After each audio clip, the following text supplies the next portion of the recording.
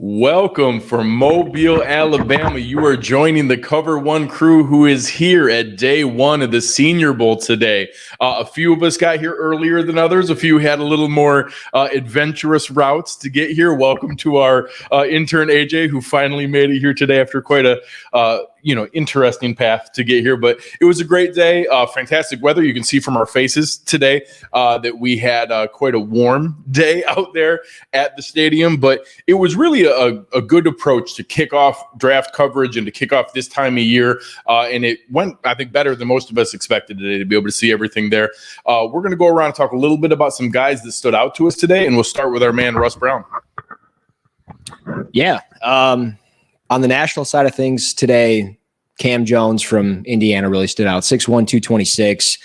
Really took the leadership, had great energy on the field. I mean, in and out of drills, he had everybody going. He was calling out the base defense left and right. So it was great seeing that stuff from him. And I just thought he had a really good day, filling gaps and doing what he was supposed to do on the field as well. But that stuff off the field is what I love to see, guys that take that leadership and have that poise and composure. And I thought he did a really good job with that. And he's a, pretty solid interview. But on the American side of things, staying on the defensive side of the football, the pound the table guy for me, I've been bragging about him. I wrote about him everywhere I go. It's the guy I'm talking about, Julius Brents from Kansas State, 6'3", 202, long, lanky, just, looks like a modern day corner, probably a future Seattle Seahawk, if we're being honest. But he's super fluid and he can run in stride with receivers. There's a couple of clips I have where he's getting called for DPI and the receivers are definitely pushing off of him. So he was very impressive, and everybody that I've talked to today just bragged and hyped him up. And I mean, kind of the consensus is that he won the day maybe. So I'm, big fan of him. And, between those two guys defensively, I think they were the ones that stood out the most for me. Yeah, I mean, I've been focusing on O-line. And so, David and I were down there for most of the day watching the interior offensive line specifically. I mean, even some of the tackles did stand out, and I'm sure some of the guys will get to that. But when we're talking interior offensive line, guys that have positional flexibility, Jarrett Patterson from Notre Dame was a guy that I wanted to watch closely and today, especially in day one. And day one is kind of different than most of the days because it's more of a baseline.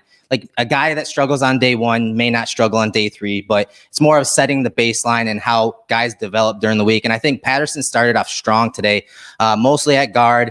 Again, he played guard this year for Notre Dame, but a lot of people think he is better at center overall, has a higher ceiling in that department. So they have that positional flexibility, which the Bills, they obviously like that, having that strength.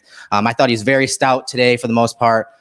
Did a really good job in the interview with us talking about how teams attacked him, how defenders attack him, and how, a lot of times those edge rushers will bump inside and attack him at guard, and how that's a little different than facing a nose tackle or a shade defensive tackle. So I thought that was interesting to hear from him. But yeah, I think he had a good day.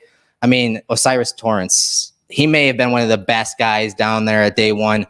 Just his physicality, his size, he's a monster. I mean, he's, I always say there's grizzly bears that play offensive line. He's that guy.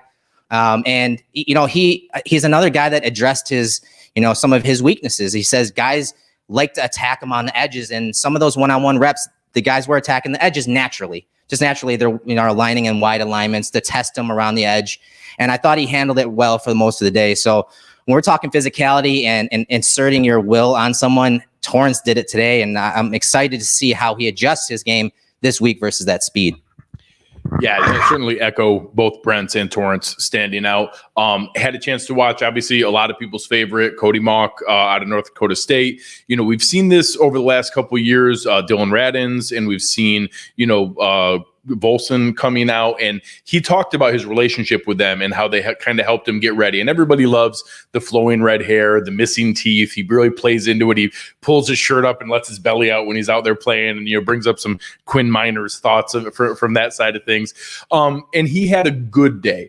I saw multiple really strong reps. He also had a couple where you could tell guys were paying attention to the fact that he was the guy getting all the attention. So the defensive lineman wanted to get reps against him, because if you won a rep against Mauch, everyone was going to see it. And you could tell that there were guys out there hunting for him. So he had a good day. I think he had more good reps than bad, but a couple people got him a couple times. I'm curious to watch that as the week goes, because people are going to be watching, hey, is this step up in competition too much for him? That's always the question when you see the small school guys coming up. Another guy that stood out to me, talking about some smaller school guys and asking those same questions, was Andrei Iosivas, a receiver out of Princeton. Anthony was joking that he's going to be everybody's favorite sleeper. You're going to hear his name more coming up here. Really smooth, great releases in the press coverage. One of the only guys who gave Brents any trouble getting off the line. Actually had one of the decent releases that he gave up. Thought he looked really good and was able to get in and out of his breaks, was able to make the catches in some tough spots. It wasn't fantastic quarterback play today, but it was able to make some plays on it while he's there. So two smaller school guys that certainly aren't on everybody's radar and are worth keeping an eye out for as we go through this process. I'll continue on the offensive side of the ball for my first guy here. Darnell Wright, offensive tackle out of the University of Tennessee. You see the measurables first and foremost, and he officially came in at 6'5", 342 pounds. But you see the way in which he moves at that size. He even just when he warms up and he's doing high knees and hops to get warmed up, he doesn't there's no labored movement. He's just such a fluid athlete, just moving. And then you see him get into actual drills and team, and his footwork, his hand placement. I think he's another one who, to Erik's point, falls into the grizzly bear kind of category on the offensive line. He would just hit you with a quick stab with his outside arm and just immediately control you. And if you wanted to cut back inside, he would step and just take you inside. And he torqued multiple guys to the ground. Just dominant performance from him today. Again, in drill against a variety of pass rushers, but also in team. You just saw that fluid athleticism combined with the technicality and tenacity. If he continues to perform like that this week, he will shoot up draft boards, especially considering the competition that he's facing. And then one on the defensive side of the ball for me, someone who I'm going to continue to bang the drum for this entire offseason, Christopher Smith, the safety out of Georgia.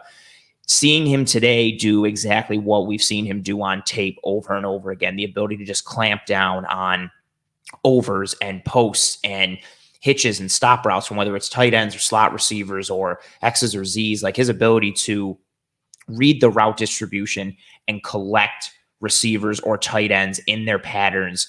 And he just erases any target that comes within his vicinity, and that match coverage ability and his ability to process that he's displayed time and time again at Georgia on tape flashed a bunch today. And again, if he's got some size issues, he is on the smaller end, under 6 feet and under 190 pounds, which is not ideal for a safety, but his coverage ability paired with his intelligence and the pedigree that he has coming from the University of Georgia really stood out today and should carry him through this week. That's not this kind of show. I'm going to focus on two offensive guys. The first one, Tank Dell. He's not a tank. He's little. But for a guy that's, 160 pounds, first of all, in one-on-ones, he was just getting open at will. So smooth. That explosion after the route, you can just see it. And then in 11-on-11, the quarterback was almost looking for him, and he was getting open. And for a team that might lose Isaiah McKenzie this offseason, that could be a potential addition for the Bills in the later rounds for a guy that I think just was really smooth, really good today. Ran a nice drag route on 11-on-11, cut up field. And then the other guy I want to talk about is Xavier Hutchinson. I watched his tape. He's really strong hands, really good route runner. He struggled early in one-on-ones. I think he talked about in the interview. I got to interview him after the practice today. He spoke about the 50-50 ball that he almost came down with that he really wants to show, and moving forward really wants to show that he can make those 50-50 balls and those, those deep catches down the field. So he's a guy that really stood out. Those two guys are guys that stood out today for me. Yeah, like Erik said earlier, we were watching the offensive line. I wasn't looking for any particular spot or position. I was just looking for guys that stood out. And one of the guys that stood out immediately was Matt Bergeron from Syracuse. And at first it was because his whole family was there visiting from Canada just to watch him practice. And honestly, it was kind of worth coming all that way down to watch him practice. He was great today. He was very, very smooth, just looked super comfortable playing at left tackle. Just a really good athlete. I got to interview him after practice. Just a good, personable dude. He just looked really good today. And then the other guy that I was watching, both of these guys from the American side, was Wanya Morris from Oklahoma, who's had kind of an interesting path. Was a 5-star recruit coming out, went to Tennessee, started at left tackle there as a true freshman. Then he transfers to Oklahoma. He's basically played in like 3 different offenses during his time in college. Was second team All Big 12 last year. He's played left tackle. He's played right tackle. He doesn't seem to have a preference for either. I kind of am curious to see him more potentially at guard. I think that would be a good spot for him. He's got some really interesting athleticism. I think there's a lot of raw tools that somebody could really mold for him there, and especially if you put him at guard, I think you got something potentially special there. Nice. So we're really excited to keep bringing this to you. You're going to see some posts. Make sure you're checking for our hashtag Cover One Senior Bowl. We're going to have all kinds of videos and clips going out there later on this evening and throughout the next couple days. Going to be bringing all kinds of different things to you, but excited to bring you this recap of day 1 at the Senior Bowl from here in Mobile. On behalf of the Cover One crew, we are out.